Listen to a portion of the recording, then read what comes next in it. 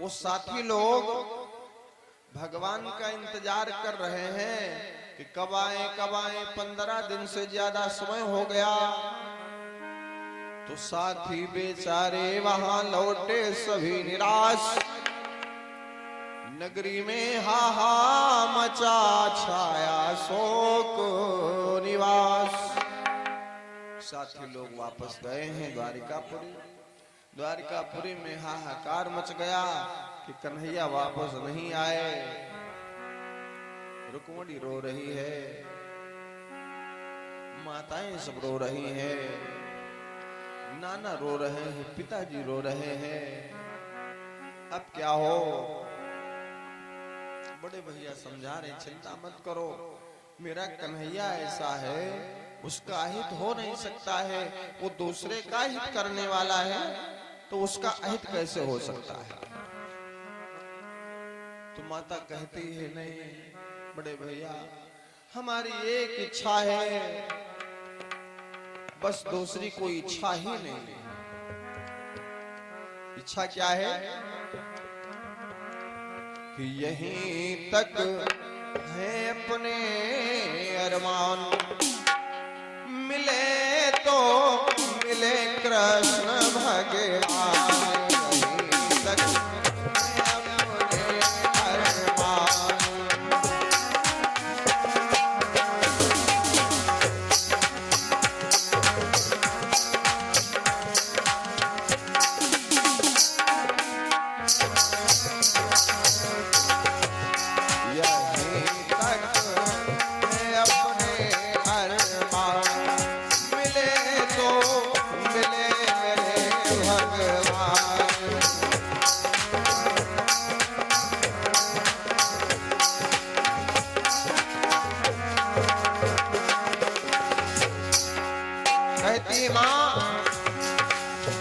किसी मूर्ति के आगे बैठे रहे उन्हीं का ध्यान।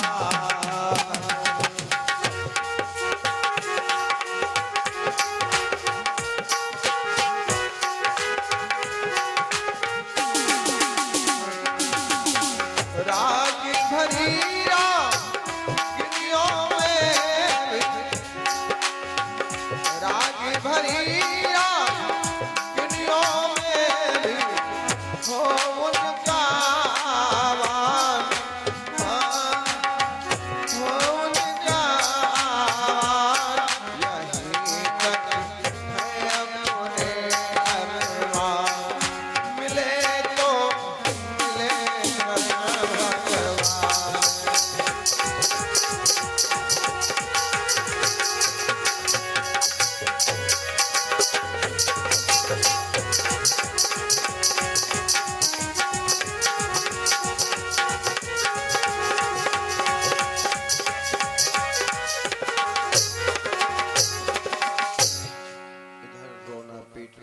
हुआ है। आखिरकार लोग देख रहे हैं कि कन्हैया जी किसी कन्या को लेकर के चले आ रहे हैं। वो स्मंतक मणि भगवान के हाथ में है। जब भगवान पहुंचे हैं, सभी लोग प्रसन्न हुए, आनंद मनाया जाने लगा। नाना उग्रसेन भगवान को हृदय से लगा लेते हैं, सभी बारी बारी से गले से लगाते हैं। मैया प्रसन्न हो रही है। द्वारिकापुरी में आनंद मनाया जा रहा है। भगवान ने सोचा मेरा कलंक कैसे दूर हो, तो उसी समय भगवान ने सत्राजित बुलवाए, मणि देकर सारा चरित दिया उसे समझा। भगवान ने स्मंतक मणि सत्राजित को दे दी। ये मणि है, तुम्हारे भाई को सिंह ने मार दिया है, हमको बेकार में दोष लगा रहे थे। अब सत्राजित करे तो क्या करे, उसकी नजरें झुक गई हैं, मुंह दिखाया नहीं जा रहा है, क्योंकि भगवान को झूठ कहा। इसलिए कहा है जब तक हम किसी को देख न ले उसके प्रति कुछ ऐसा न कहें कि वो नाराज हो जाए। किसी को झूठा कलंक भी नहीं लगाना चाहिए। इधर भगवान प्रसन्न हो रहे हैं, उधर सत्राजित रो रहा है, प्रभु हमारी गलती है, हमको क्षमा करो। वापस आया है, अपनी नारी को बहुत डांटता है, देवी तुमने ये सब किया है जबकि हमने कुछ कहा नहीं, तुमने बात फैला दी कन्हैया ने चोरी की है। लेकिन मैं ये मान नहीं सकता हूं कि भगवान हमारे ऐसे हैं जो चोरी कर सकते हैं। तो पत्नी ने कहा अब हमारा कलंक कैसे दूर हो? भगवान का तो दूर हो, लेकिन अब हमारा कैसे दूर हो? सत्राजित कहता है कलंक अगर दूर करना है तो हमारे एक लड़की है सत्यभामा जिसका नाम है, तो हमारे विचार से उस सत्यभामा कन्या कन्हैया को दान में दे दो। अब ये मड़ी जो है ये दहेज में दे दो, छुट्टी मिल जाएगी।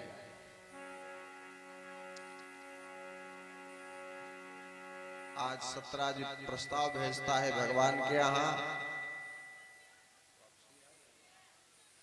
और जब प्रस्ताव भेजता है भगवान ने प्रस्ताव को स्वीकार किया। आज धीरे धीरे कि आई थी प्रथम जामवंती,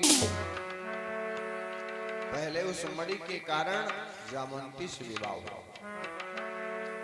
कि आई थी प्रथम जामवंती, उसका घर घर उत्साह हुआ।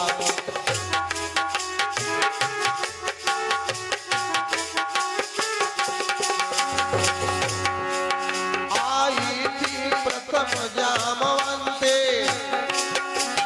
उसका घर घर उत्साह हुआ।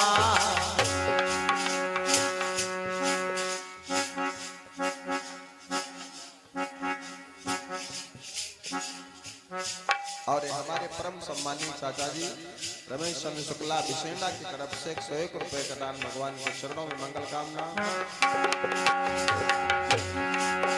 आई थी प्रथम जामवंती, उनका घर घर उत्साह हुआ।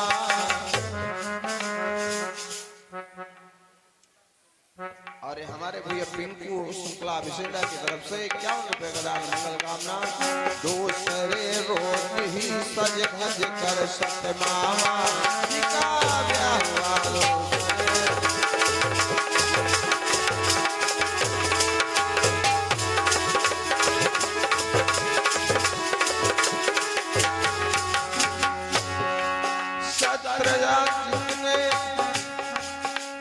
सोच रहा है क्या किया जाए। सत्राजित ने दहेज में वो मड़ भी प्रसन्नता से भर दी, पर प्रभु ने किसी बहाने से वो उस समय वापस कर दी।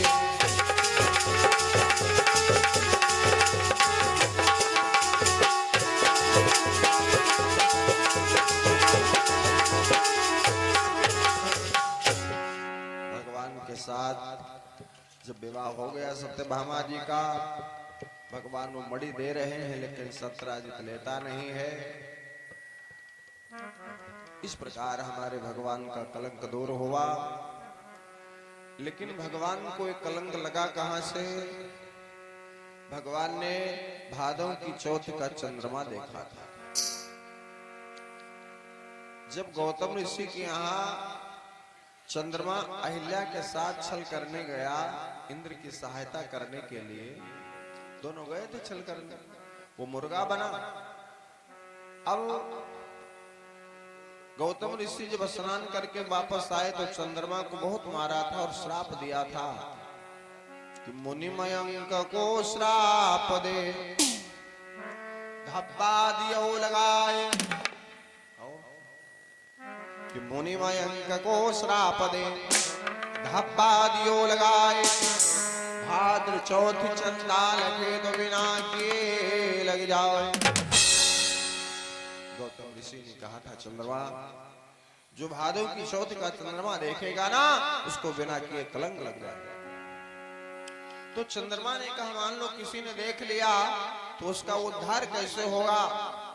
तो बाबा को दया आई। बाबा ने कहा था अस्वंतक मणि की कथा अगर वो पढ़ लेता है, सुन लेता है तो उस प्राणी को कलंक नहीं लगेगा।